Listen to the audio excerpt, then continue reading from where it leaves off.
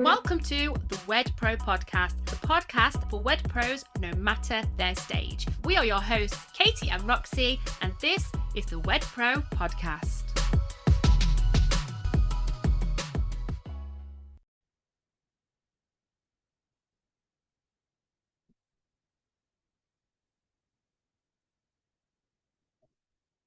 Hey, Happy New Year and welcome back to the podcast. It's a little bit of a different one today. It is just me, Katie, riding solo. Hi, a little bit of a strange one for me. I haven't got my work wife, Roxy, with me. But if you are listening to this in January, I do want to start by saying this. You don't need a whole new personality, a whole new brand, or evenly a perfectly mapped out year to make 2026 a really good one. Quite often we're waking up in 2026 with a lot of pressure on us to change things, to look at what we're going to do differently. And yes, this podcast is going to give you some tips on how to make this year actually work for your wedding business, but also know that you don't need to hustle harder, wake up earlier, or reinvent yourself just because a day on the calendar has changed. But what you do need, and some truth here, is some clarity, focus, and smart decision making and action that definitely is going to compound over time. Now, this episode is all going to be about how you can make this year amazing in a way that actually works for you and your wedding business. I didn't want this to be anything motivational or fluffy, but I really want to wrap this in kind of real life grounded advice. And I do want you to finish this episode feeling motivated, but most importantly, clear on what to do next to make this an amazing year for your wedding business. So hopefully that sounds great. Thank you for sticking with me while it's just Katie riding solo today. But before we dive in, I just want to give you a quick pause. Over 60% of you guys who listen to our podcast regularly never hit that subscribe button, which means you could be missing out on episodes that actually help you move the needle in your business. If you do want support this year, please do pop over, hit subscribe, and let's do this properly. Okay, the first truth, and something that I do definitely see working in the coaching space, but also conversations with friends, family, is that most people are really failing and setting their year up to fail even before February. And it's something that we don't talk about enough. And it's not because you lack motivation or you lack intention, but actually you fail and you set yourself up to fail because January is so overwhelming. I don't know if you have definitely felt that. Business owners, wedding suppliers start the year trying to fix absolutely everything at once. Your marketing, pricing, confidence, maybe booking systems, mindset. And when everything is a priority, nothing actually moves in your business. So the first thing I want us all to practice in 2026, if you want this year to work and to feel different for you, is restraint. You do not need to have a perfect plan. Oh my word, I sit at my desk every single day and things pop up and things go wrong, and I never ever work towards a perfect plan. However, I do always have a short list of things that actually need to get done that do move the needle. And the rest of it, I know, is just noise, so we can drown that stuff out. Now, this is especially important in the wedding industry. Seasons matter here, and January doesn't give off the same energy as June. What we will say is that right now there are priorities that you need to be factoring in inside your business. It's a massive time for you to be visible. So many engagements. We're right in the pit of engagement season, so it's not the time to be hiding away. You absolutely need to be visible. You absolutely need to be showing up, marketing, whether that's online, socials, emails, wedding fairs. Your potential clients do need to be seeing you. But in terms of strategy and looking at where your year is going to head, you don't need to fix everything in January. We always work with and we always encourage our clients to work on 90-day cycles inside your business.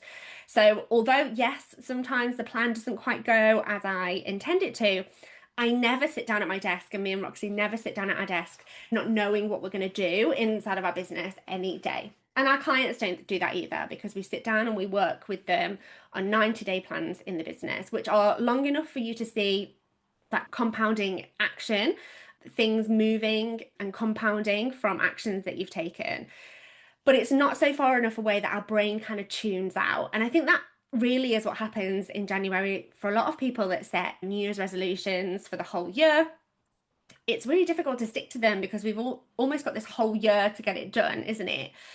My first kind of big tip, really, apart from kind of restraint, and it definitely does fit into the restraint, is to focus on one thing one time and to work in much, much shorter cycles. Put an end date on any goals that you're doing as well.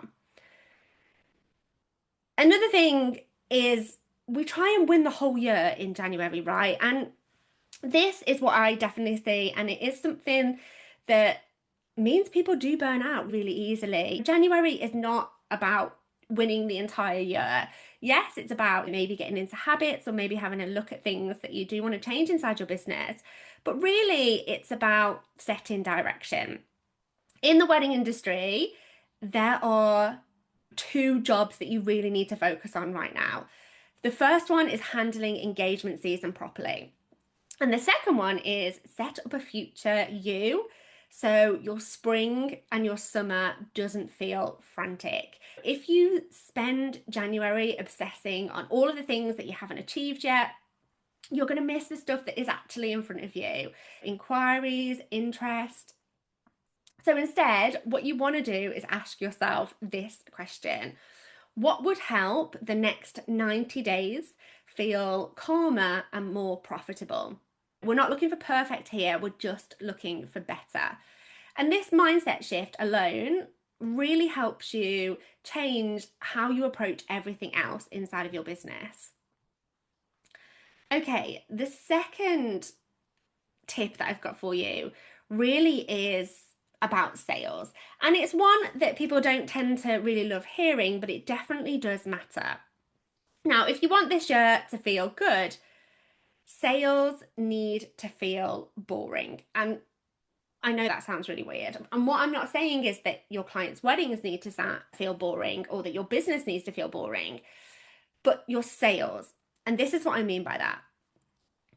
Wedding suppliers often treat sales like an emotional roller coaster. The inquiry comes in, you feel super excited. The next inquiry feels really personal if it doesn't convert. And that is absolutely exhausting as a business owner, to ride that constant excitement, maybe feeling a little bit like a failure if something doesn't go quite your way or if you get ghosted. And this is absolutely exhausting.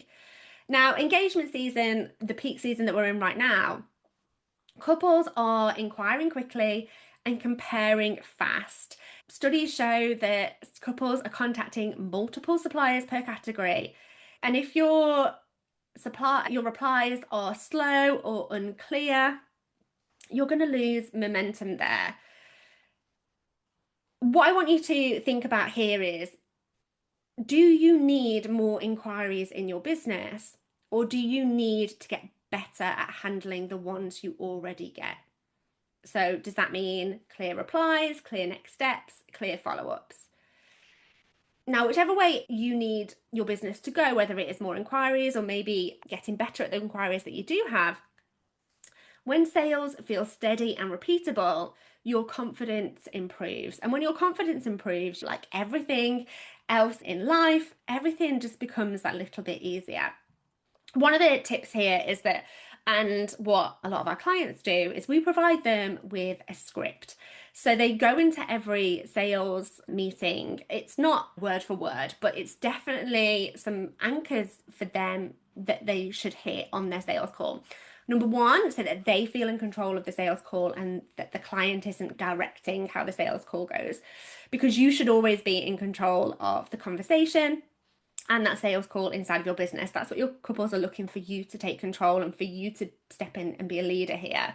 But secondly, so that things don't get missed, and you, although I am saying, yes, I do want you to not be so emotional about sales, we obviously have to get into a certain energy to sell.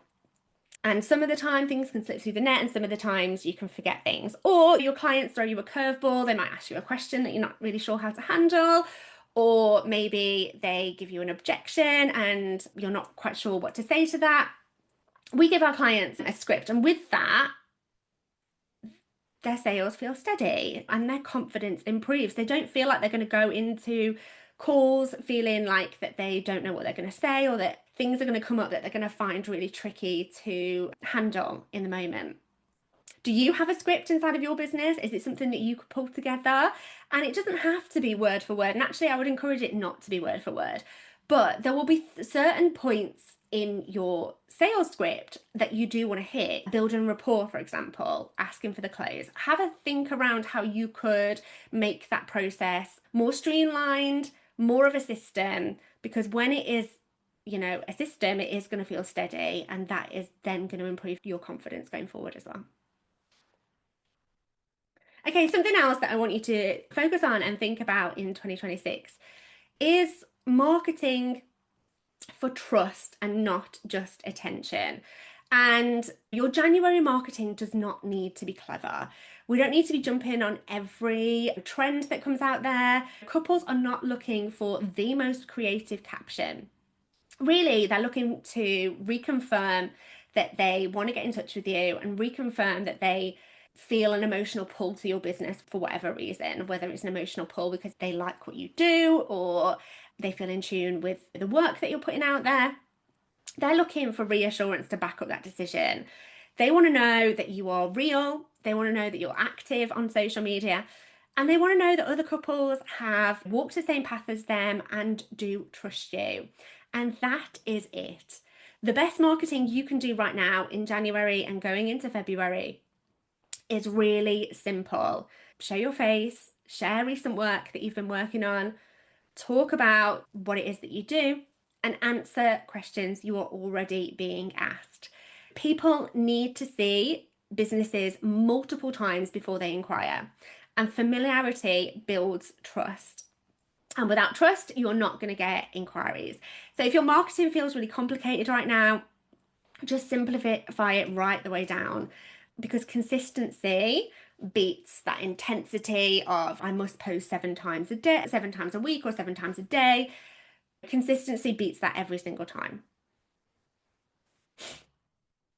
Okay, I want to speak about branding for a second. If you are somebody that is thinking maybe 2026 is going to be the year that you have a little look at your branding, I just want to let you know that branding is not about looking fancy, right? And this is something that wedding suppliers get wrong a lot of the time. Branding is about being polished, it's about being clear. When somebody lands on your Instagram or website, they decide very quickly whether you feel like the right fit for them. If your messaging is vague, they're going to hesitate, and hesitation kills that momentum to book and that momentum to inquire. So ask yourself this: if a couple was to land on your website or on your Instagram, would they know in 5 seconds, you know, who I'm for and why they should care? Because clear branding is what is going to make your marketing work harder and then your sales feel easier. Okay, the last thing I want to talk about is mindset. Your mindset actually improves before action, and your mindset actually improves after action, not before. And this is the thing that people don't want to hear, but it actually is true. You don't get confident and then take action. You take action on the things that you might not be so confident about, and then confidence shows up afterwards. January messes with people because comparison is everywhere, right? From the people that are going to the gym all of the time to people who are booking or getting other followers, wins everywhere, announcements. And that creates kind of urgency without direction for you as a supplier with all that outside noise. And urgency without direction leads to massive overwhelm. If you want this year to feel different, just pick a few actions and stick to those and commit to those. Follow up with inquiries, post consistently, refine one part of your process. Action will absolutely calm the noise and confidence will follow. I absolutely promise you. Okay, if you are going to take nothing else from this episode, please take this. You don't need to change who you are to make this year work. You just need to be thinking in clearer decisions and sticking with them long enough to see those results. This year is going to become amazing for you through small, repeated actions. There is never something that we go into a business and we blow up the business and we absolutely tear it down and rebuild it. It is never about that, I promise you. It's always about small, repeated actions. It's not pressure, it's not about panicking, and it's definitely not about being perfect. Okay, if money, pricing, or confidence has been on your mind for a while, my book, The Profit Shift, is a great place to start. You will find the link in the show notes to go and get a free copy. And if this episode has helped, please share it with a friend or leave us a little review. We are back. I can't wait to do the next one with Roxy. And this year, I promise you, can be a good one and we can ignore all of the nonsense. Thank you so much for listening, guys. See you on the next one. Bye. Thanks for listening to this episode of the Wed Pro podcast. Full transcripts of this episode, plus every other episode we have done, are available at www.theweddingbusinesshub.com/blogs. Thanks so much for listening. If you do have any questions about this episode or anything else at all, you can email us at info@theweddingbusinesshub.com. And if you are loving our episodes, which I know you are, make sure you hit the subscribe or follow button so you can stay updated with any new episodes that land. We look forward to seeing you on the next episode.